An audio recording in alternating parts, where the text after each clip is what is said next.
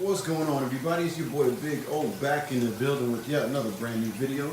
Just want to take a second to say thank you to everyone who's tuning in. I hope all of you are having a glorious day. Before we get into it, just want to say make sure you're smashing on that like button if you're enjoying the content, if you're rocking with the channel.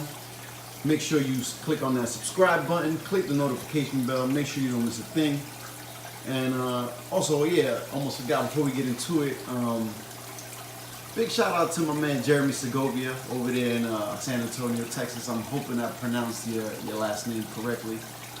He and I had a little, a little run-in on Offer Up. It was completely coincidental. It's pretty dope, but as a shout out, Jeremy, thank you for watching.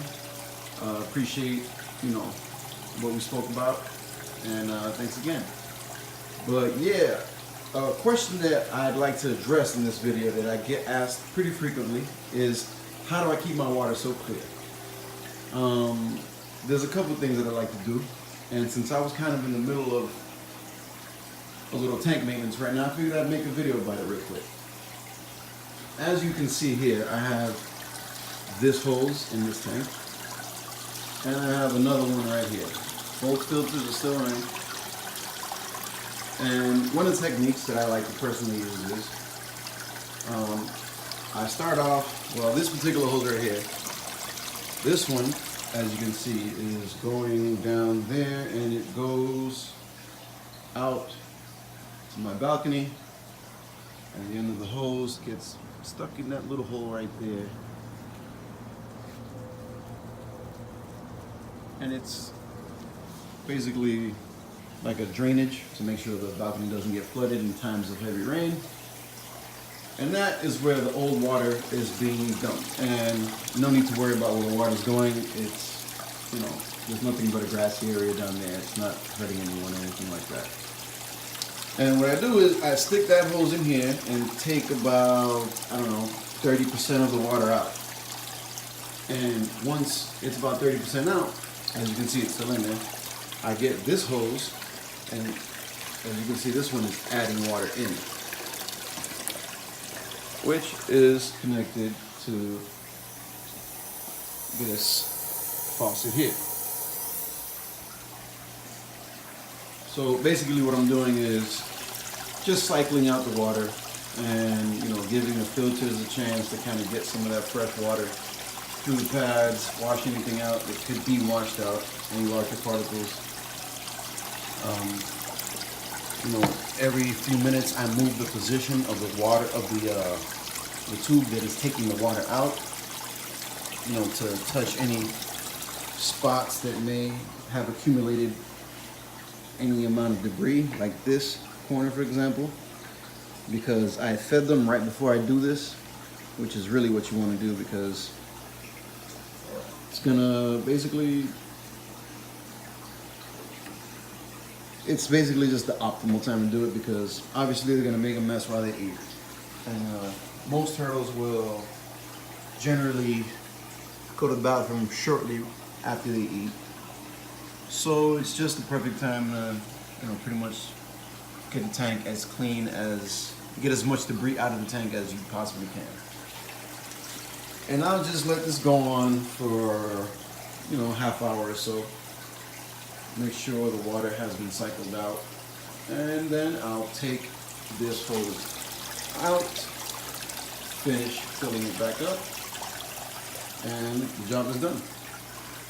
Another thing that I like to do, which I'll probably do next week, is instead of just changing the water, and this is why I alternate, week to week, I'll just unplug the filters, take them out, break them all down, do 100% clean out on the filters, and just pop them right back on.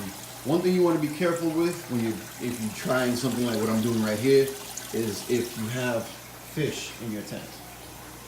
You need to make sure that the water that's going in is pretty much dead on temperature-wise with the water that's already in the tank. Because if it causes like a quick fluctuation in the temperature, the fish will get like shocked, and most likely they'll all die. It's happened to me before, and it kind of sucks. Only thing is, like I've mentioned before, I don't add fish with my turtles that are very expensive. Usually, you know, they're like $1 or less than $2 a piece. And if the turtles do eat them, or if they do die, or whatever the case may be, it's not really a big deal. But it's just something to keep in mind if you do have fish with your turtles. Same thing goes for just really large water changes. If I was to just like take out a bunch of water, just add a bunch of water back, I would recommend that you, if you do have fish, to take them out, put them in a separate container, and then when you're done, you kind of reacclimate them to the temperature of the water that's back in the tank, because it's pretty difficult to get the temperature dead on, and it's, you know, why go through it? You know, you're gonna spend good money on some nice fish, and make sure you're taking care of them as well. But yeah, this is pretty much the basic routine of what I do.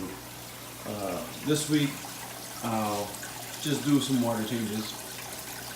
The next week, I'll, you know, clean out the filters. And only the aqua clears get the bi-weekly cleanouts.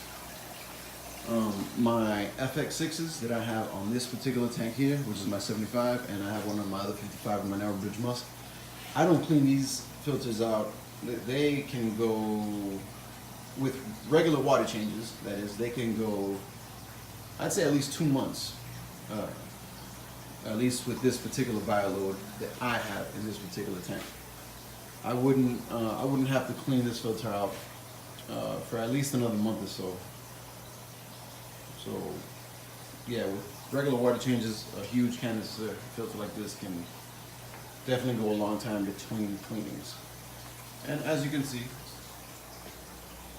like I said, I haven't cleaned that particular filter that I just showed for about a month, and you know, the water seems to be very clear. I just do weekly water changes or bi-weekly water changes, and it's all good.